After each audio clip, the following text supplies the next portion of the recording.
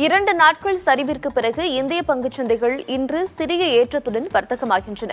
காலை 10:30 மணி வாக்கில் மும்பை பங்குச்சந்தையின் சென்செக்ஸ் 106 புள்ளிகள் உயர்ந்து 79,062 புள்ளிகளிலும், தேசிய பங்குச்சந்தையின் நிப்டி 26 புள்ளிகள் அதிகரித்து 24,165 புள்ளிகளிலும் வர்த்தகமாகியது.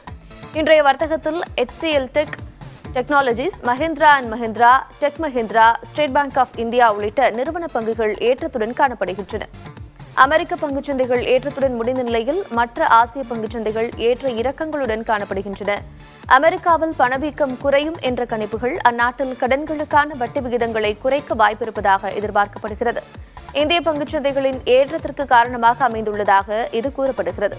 அந்நிய முதலீட்டாளர்கள் நேற்று இந்திய பங்குச்சந்தைகளில் 2,107 கோடி ரூபாய் மதிப்பில் பங்குகளை விற்றுள்ளதாக புள்ளி விவரங்கள் தெரிவிக்கின்றன.